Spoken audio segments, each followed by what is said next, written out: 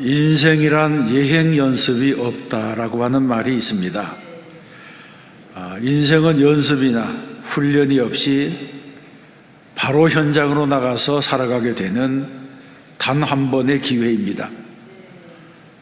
만일 인생을 두 번 살 수 있다면 첫 번째 인생에서 몰라서 실수한 것들을 두 번째 기회에서는 잘 극복하고 멋진 인생을 살 수 있지 않겠습니까?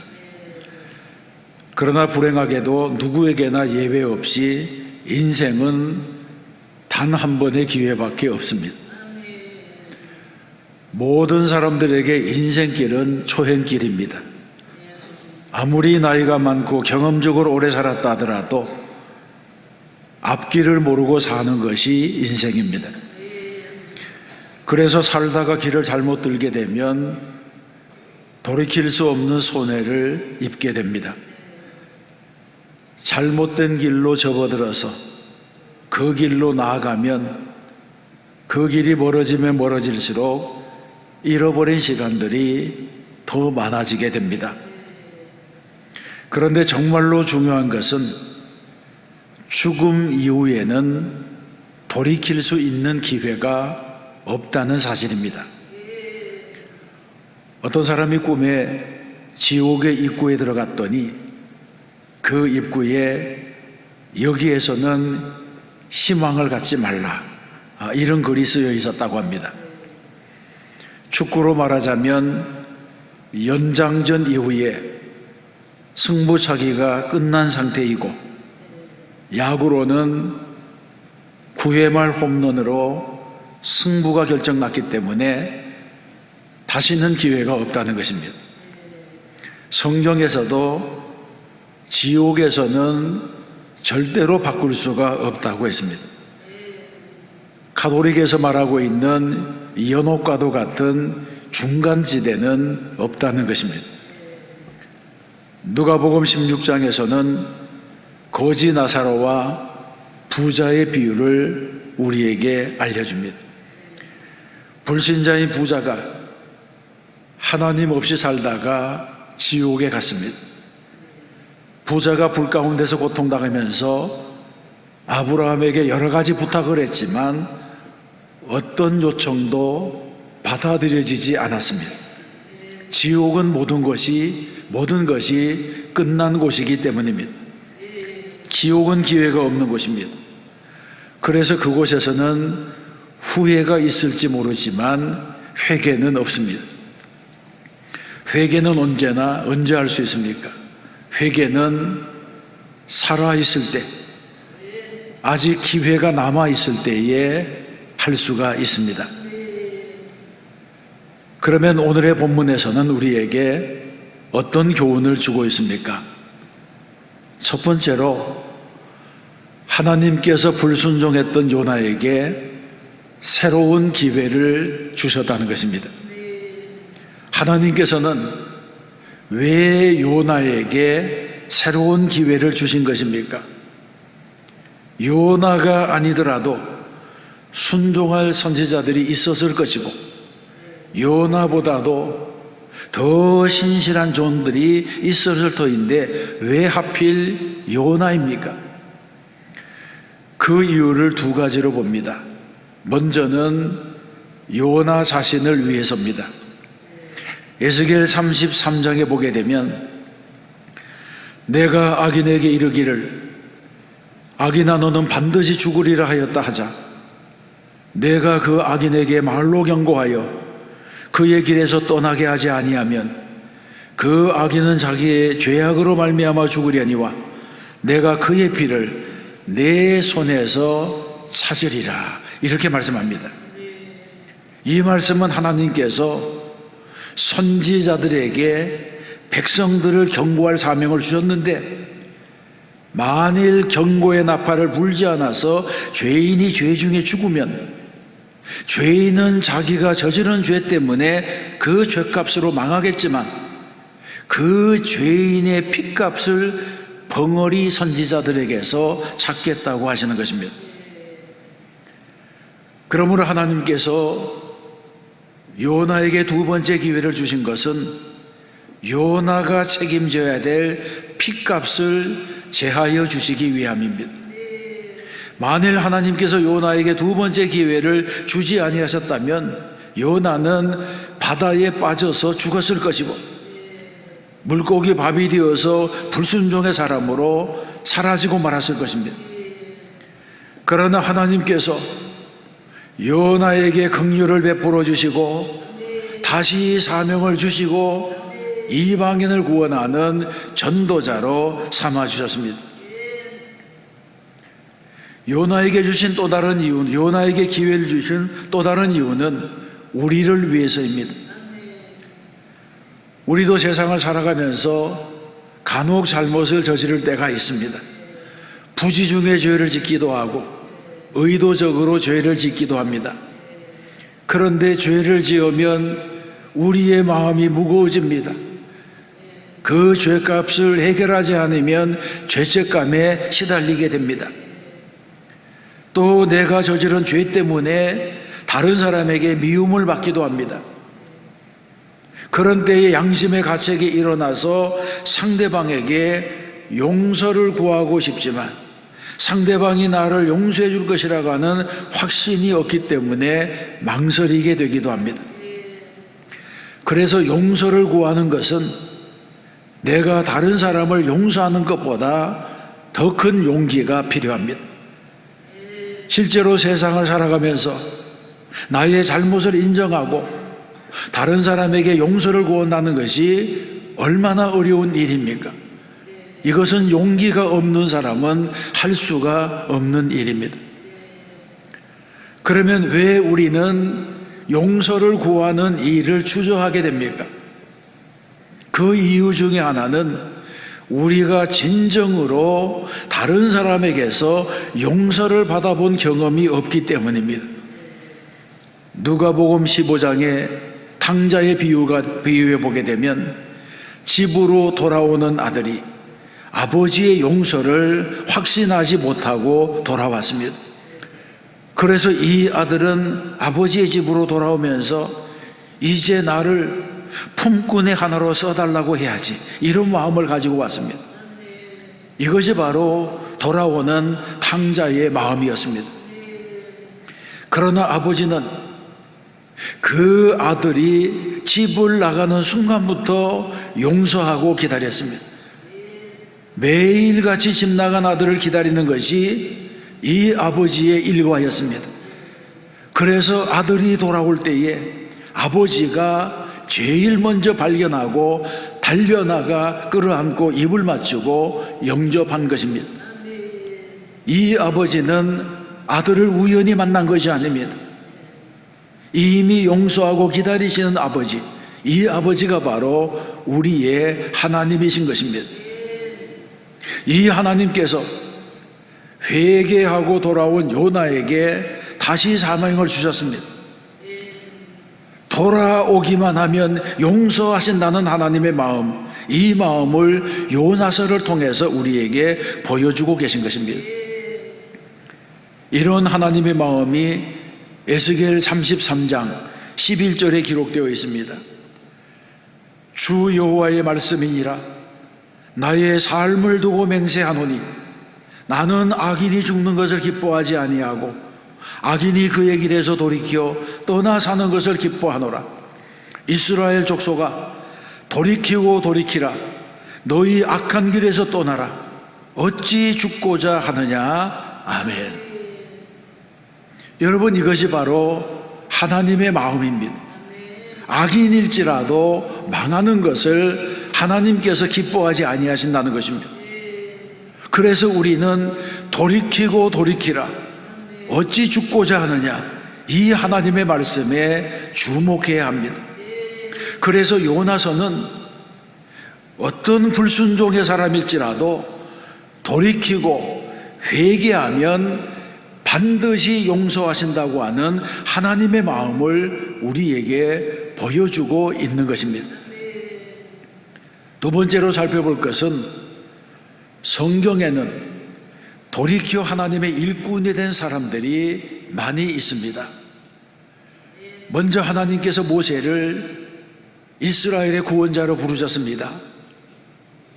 그런데 모세는 여러 가지 말로 나는 자격이 없다고 사용했습니다. 나는 본래 말에 능하지 못한 사람입니다. 나는 입이 뻣뻣하고 혀가 둔한 사람입니다. 그렇게 하나님의 명에 순종할 수 없다고 변명했습니다. 그러자 하나님께서 말씀했습니다. 누가 사람의 입을 지었느냐? 누가 말 못하는 자나 못 듣는 자나 눈 밝은 자나 맹인이 되게 하였느냐? 나 여호와가 아니냐? 이제 가라. 내가 내 입과 함께 있어서 할 말을 가르치리라. 아멘. 그럼에도 모세가 변명을 했습니다. 오 주여, 보낼 만한 자를 보내소서. 그러자 하나님께서 모세에게 진노하시면서 가라고 책망했습니다. 예레미야는 어떻습니까? 하나님께서 예레미야를 선지자로 부르셨습니다. 예언자로 부르셨습니다. 그때 예레미야는 나는 아이라 말할 줄을 알지 못한 아이다, 이렇게 변명했습니다. 그러자 하나님께서 너는 아이라 말하지 말고 내가 너를 누구에게 보내든지 너는 가며 내가 내게 무엇을 명령하든지 너는 말할지니라, 이렇게 말씀했습니다. 예레미야도 여러 번 투정을 부리고 여러 번 핑계를 대었지만 하나님께서는 끝까지 참으시며 설득하면서 그를 선지자로, 예언자로, 지도자로 세워주셨습니다. 기드온도 마찬가지입니다. 본래 기드온은 미디안 사람들을 두려워해서 몰래 숨어서 밤중에 밀을 타작하던 사람이었습니다. 이런 기드온을 하나님께서 사사로 불러주셨습니다. 처음에는 자기가 적임자가 아니라고 말했습니다. 나의 가문은 미약하고 나는 연약하고 그런 일을 할 만한 사람이 아닙니다, 그렇게 변명했습니다. 그래도 하나님께서 계속 부르시자 그렇다면 하나님이 나를 부르신 증거를 내게 보이시옵소서, 그렇게 요구했습니다. 사사기 6장에 보게 되면 만일 이슬이 양털에만 있고 주변 땅은 마르면 주께서 이미 말씀하신 것 같이 내 손으로 이스라엘을 구원하실 줄을 내가 알겠나이다, 그렇게 말했습니다. 그런데 정말 이튿날 일어나 보니까 양털에만 이슬이 있어서 양털을 짜니까 물이 나오는데 온 바닥이 바싹 말라 있었습니다. 그래도 기드온은 믿지 못하고 이번에는 양털만 마르게 하시고 그 주변 땅에는 다 이슬이 있게 하옵소서, 또 그렇게 하나님께 요청을 했습니다. 2번씩이나 하나님의 표징을 요구한 것입니다. 성경에서 뭐라고 말씀합니까? 주 너희 하나님을 시험하지 말라고 했습니다. 그런데 기드온은 사명으로부터 도망치려고 계속해서 하나님을 시험했습니다. 그럼에도 불구하고 하나님께서는 이 기드온의 요청에 모두 응답해 주셨습니다. 왜 그러셨을까요? 하나님을 위해서입니까? 그렇지 않습니다. 이것은 기드온을 위한 일이고 오늘 우리들에게 교훈을 주시려고 하신 것입니다. 하나님의 부르심에 대한 우리의 정확한 이해가 필요합니다. 하나님께서는 모세가 없어도 이스라엘을 출애굽시킬 수 있는 분입니다. 하나님은 기드온이 없어도 미디안을 무찌를 칠 수 있는 분이고, 하나님은 요나가 없어도 니느웨를 회개시킬 수 있는 분입니다. 더 나아가서 하나님은 내가 없어도 일하실 수 있는 분입니다. 이 사실을 우리가 알아야 됩니다. 이것이 중요한 가르침입니다. 많은 사람들이 내가 없으면 안 되는 줄로 압니다. 내가 나서지 않으면 안 되는 줄로 압니다. 내가 하나님을 도와야지 하나님의 역사가 이루어지는 줄로 압니다. 그러나 분명히 기억해야 될 것을, 하나님께서 원하시면 돌멩이를 일으키셔서 찬양을 받으실 수가 있고, 필요하시면 당나귀에게 말하게 하시고 까마귀를 보내어서 음식을 나르기도 하시고 큰 물고기로 사람을 살리기도 하시는 것입니다. 이 세상에 내가 꼭 있어야만 되는 것이 아닙니다. 그럼에도 불구하고 하나님께서 나를 불러주시고 나를 세워주시고 내게 은혜를 주시기 위하여 나를 부르시는 것입니다. 나로 하나님의 일꾼이 되는 기쁨을 체험하게 하시려고, 나로 복을 받게 하시려고 나를 부르시는 것입니다. 이런 하나님의 마음을 알고 일할 때에 우리는 겸손해지고 일하면서도 다투지 아니하고 하나님의 은혜 가운데 살아가게 되는 것입니다. 그러므로 하나님께서 요나를 다시 불러주시는 이유는 요나가 불순종하더라도, 요나처럼 불순종했더라도 돌이키기만 하면 용서하시고 다시 받아주신다고 하는 것을 가르쳐 주시기 위한 것입니다. 세 번째로 살펴볼 것은 하나님의 말씀이 두 번째 요나에게 임했습니다. 2절에 보게 되면 일어나 저 큰 성읍 니느웨로 가서 내가 네게 명한 바를 그들에게 선포하라, 이렇게 말씀했습니다. 그런데 이 말씀은 이미 요나서 1장 2절에도 똑같이 기록되어 있습니다. 너는 일어나 저 큰 성읍 니느웨로 가서 그것을 향하여 외치라고 말했습니다. 왜 하나님께서는 같은 말씀을 두 번 반복하시는 것입니까? 중요한 것은 하나님의 일은 하나님께서 말씀하실 때에 시작해야 된다고 하는 것입니다. 그래서 1장에서도 여호와의 말씀이 아미떼의 아들 요나에게 임하니라고 했고, 3장에서도 여호와의 말씀이 두 번째로 요나에게 임하니라고 했습니다. 하나님이 요나에게 임하셨다는 것입니다. 하나님께서 요나에게 직접 말씀하셨다는 것입니다. 그러면 하나님께서 요나에게 주신 명령이 무엇입니까? 하나님께서 요나에게 주신 명령은 일어나라, 가라, 선포하라는 세 가지 명령입니다. 똑같은 명령이었습니다. 그러자 첫 번째 명령에는 불순종했던 요나가 두 번째 명령에는 순종했습니다. 2장 4절에서는 다시라고 하는 단어가 강조되었습니다.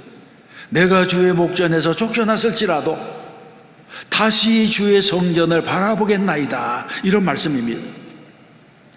물고기 뱃속에서 징계를 당한 요나가 다시 하나님과의 교제를 회복하고 다시 하나님의 말씀에 순종하는 사람이 되었다는 것입니다. 다시 기회를 주시는 하나님입니다. 우리는 다시 기회를 주시는 하나님께 감사하고 한 번으로 끝내지 아니하시는 하나님께 감사하고 불순종에도 불구하고 포기하지 아니하시는 하나님께 감사하는 성도가 되어야 할 줄로 믿습니다. 요나가 가야 될 니느웨는 지리적으로는 이스라엘 북쪽이고 인구가 60만에 달하는 적국의 수도 아수르의 수도였습니다. 티그리스 강변 위에 위치한 지금의 이라크 지역입니다. 그곳은 적국이고 원수의 나라입니다. 그런데 하나님께서는 왜 하필 니느웨로 가라고 하시는 것입니까? 실제로 우리의 인생에는 왜라고 하는 질문이 참으로 많습니다. 그런데 따지고 보면 가야 할 이유는 단 한 가지입니다. 그곳에도 복음이 필요했고 그곳에서 회개가 필요했고 하나님의 긍휼이 필요했기 때문에 가라고 하신 것입니다. 여러분, 니느웨는 먼 곳에 있지 않습니다. 우리 역시 내가 살고 있는 이 땅이 니느웨일 수가 있고 영적인 몰락과 도덕적인 타락으로 가는 모든 도시가 니느웨일 수가 있습니다. 니느웨는 멀리 있지 않습니다. 하나님께서 심판하지 않으면 안 될 만큼 타락한 땅은 모두가 니느웨입니다. 오늘날에도 가까이에도 멀리에도 요나를 필요로 하는 니느웨는 도처에 있는 것입니다. 하나님께서는 니느웨를 향하여 어떻게 하라고 하십니까? 1장 2절에 보게 되면 너는 일어나 저 큰 성읍 니느웨로 가서 그것을 향하여 외치라. 그 악독이 내 앞에 상달되었음이라. 이렇게 말씀했습니다. 하나님께서는 그것을 향하여 외치라는 것입니다. 그것에 대항하여 외치라는 것입니다. 그곳에 가서 타협하라, 논쟁하라, 설득하라, 이런 말씀을 하지 않았습니다. 듣든지 아니 듣든지 외치라는 것입니다. 선포하라는 것입니다. 그들의 죄악을 고발하라고 하신 것입니다. 그러므로 고발하는 것은 선지자의 책임이고 회개하는 것은 죄인의 책임입니다. 이런 면으로 보게 되면 설교는 신원의 선포입니다. 하나님께서 입에 담아주신 것을 말하는 것, 이것이 설교입니다. 파수꾼의 나팔입니다. 하나님의 말씀을 대언하는 것이 바로 신원의 선포입니다. 그래서 설교에는 토론이 없습니다. 질문이 없습니다. 설교는 강의가 아니기 때문입니다. 그런데 설교에는 신비한 힘이 있습니다. 설교는 사람의 마음을 움직입니다. 설교 한 편이 한 사람의 인생을 변화시키고 설교 한 편이 죽을 인생을 살리기도 합니다. 요나가 하나님께로 돌아오니 니느웨 백성들이 죄에서 돌아오고 마침내 하나님의 은혜가 그들에게 다시 임했습니다. 역대하 7장 14절에서 말씀합니다. 내 이름으로 일컫는 내 백성이 그들의 악한 길에서 떠나 스스로 낮추고 기도하여 내 얼굴을 찾으면 내가 하늘에서 듣고 그들의 죄를 사하고 그들의 땅을 고칠지라. 아멘. 이 말씀의 뜻이 무엇입니까? 하나님의 말씀이 임할 때에 그 말씀을 듣고 돌이켜 회개하여 하나님께로 돌아오기만 하면 하나님께서 모든 죄악을 사하시고 그들을 회복시키겠다고 약속하셨습니다. 이 말씀이 문자 그대로 이루어진 현장이 바로 니느웨가 아니겠습니까? 회복이 언제 일어납니까? 참된 회복은 백성들이 하나님의 음성을 듣고 악한 길에서 떠나서 스스로 낮추고 기도하고 하나님의 얼굴을 찾을 때에 이루어집니다. 이렇게 하면 하나님께서 내가 하늘에서 듣고 응답하겠다고 약속했습니다. 그렇습니다. 우리가 먼저 하나님의 음성을 듣고 회개하고 돌이키면 하나님께서 우리의 기도를 들으시고 우리의 죄를 사하시고 땅을 고쳐주시는 것입니다. 예수님께서도 말씀하신 것처럼 너희는 먼저 그의 나라와 그의 의를 구하라. 그리하면 이 모든 것을 너희에게 더하시리라. 이 약속의 말씀이 이런 순종을 통해서 완성이 되는 것입니다. 이것이 바로 주님께로부터 오는 온전한 회복이 되는 줄로 믿습니다. 사랑하는 성도 여러분, 요나서에서는 결국 무엇을 말씀하고 있습니까? 순종하라는 것입니다. 기독교의 선교사에 보면 수많은 선교사들이 하나님의 부르심을 받고 그들의 인생을 하나님께 던졌습니다. 윌리엄 캐리는 인도의 복음을 가지고 들어갔습니다. 윌리엄 캐리는 하나님으로부터 위대한 일을 기대하라, 하나님을 위해 위대한 일을 시도하라, 이런 신령을 가지고 인도의 복음 아래 매진을 했습니다. 또 허드슨 테일러는 중국의 복음을 가지고 들어갔습니다. 허드슨 테일러는 이런 신앙 고백을 남겼습니다. 만일 내게 1000개의 목숨이 있다면 그것을 모두 중국을 위해 바칠 것이라. 이런 신념입니다. 리빙스턴은 아프리카로 들어가서 사람은 자기 일이 끝나기 전에는 죽지 않는다. 사명이 있는 자는 불멸이라. 이런 자세로 일생을 아프리카를 위해서 헌신했습니다. 또 미얀마 선교사였던 아돈이란 저드스는 세상이 어둡고 암울할 때에 그분이 더 밝은 빛으로 내게 다가오신다. 주님이 빛으로 다가오셔서 그 어려운 시대에 복음을 들고 헌신할 수 있었다고 하는 것입니다. 우리나라를 위해서도 장로교 선교사인 언더우드는 19세기에 이 땅에 들어와서 18세기, 19세기를 거쳐서 이런 고백을 했습니다. 걸을 수만 있다면 더 큰 복을 바라지 않겠습니다. 설 수만 있다면, 들을 수만 있다면, 볼 수만 있다면 더 큰 복을 바라지 않겠습니다. 누군가는 지금 그렇게 기도합니다. 정말 이 땅에 수많은 사람들이 있었는데 그 연약한 사람들을 위해서 내가 주님의 도구가 되겠다는 결단을 한 것입니다. 감리교 선교사 아펜셀러는 주여 앞장서시옵소서, 제가 따르겠나이다. 최후의 순간까지 따르겠나이다. 이 아펜젤러는 정말 젊은 나이에 이 땅에서 생명을 다했지만 이런 자세를 가지고 우리나라를 위해서 헌신하는 일을 했습니다. 여러분, 하나님의 음성에 이렇게 순종하는 종들이 없었다고 한다면 어떻게 세계로 복음이 전파되었겠습니까?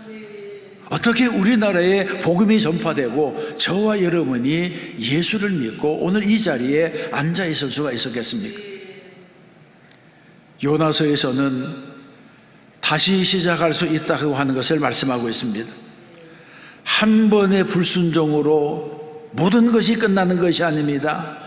불순종은 죄지만 다시 돌이켜서 회개하면 하나님께서는 새로운 기회를 주십니다. 하나님은 그렇게 회개하기를 기다리시는 것입니다. 이사야서에는 죄인들을 향한 하나님의 안타까운 모습이 기록되어 있습니다. 이사야 1장 5절과 6절입니다. 너희가 어찌하여 매를 더 맞으려고 배역을 거듭하느냐? 온 머리는 병들었고 온 마음은 피곤하였으며 발바닥에서 머리까지 상한 곳이 없이 상한 것과 터진 것과 새로 맞은 흔적뿐이거늘 그것을 짜며 싸매며 기름으로 부드럽게 함을 받지 못하였도다. 아멘. 매를 맞으면서도 깨닫지 못하는 것은 비극이라고 하는 것입니다. 발바닥으로부터 정수리까지 상한 것, 터진 것, 맞은 흔적이 가득한데 무엇 때문에 맞았는지 모르기 때문에 고침을 받지 못하고 있다고 말씀하고 있습니다. 하나님께서는 우리에게 다시 일할 기회를 주시는 줄로 믿습니다. 요나는 조금 늦기는 했지만 그래도 주님으로부터 더 큰 책망을 받기 전에 돌아왔습니다. 진작 순종했더라면 더 빛난 삶을 살았을 것인데 불순종하다가 매를 많이 맞고 돌아왔습니다. 성경은 거듭해서 경고합니다. 그런즉 너희가 어떻게 행할지를 자세히 주의하여 지혜 없는 자 같이 하지 말고 오직 지혜 있는 자 같이 하여 세월을 아끼라. 때가 악하니라. 아멘.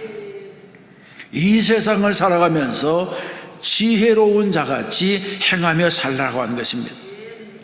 내가 하나님과 함께 있어야 할 그 자리에 있으면 하나님이 나를 들어 쓰시는 것입니다. 여러분은 지금 어떤 자리에 서 있습니까? 마땅히 있어야 될 순종의 자리에 서 있습니까? 하나님께서 쓰실 만한 자리에 서 있습니까? 하나님께서 다윗을 보시고 내가 이세 아들 다윗을 만나니 내 마음에 맞는 사람이라고 하셨습니다. 그리고는 이 다윗을 향하여 내 뜻을 다 이루리라 이렇게 말씀합니다. 저와 여러분도 하나님께서 주목하는 성도가 되어야 할 줄로 믿습니다. 또 한 주간 믿음으로 살고 말씀 따라 살아 승리하는 저와 여러분 되시기를 주님의 이름으로 축원합니다.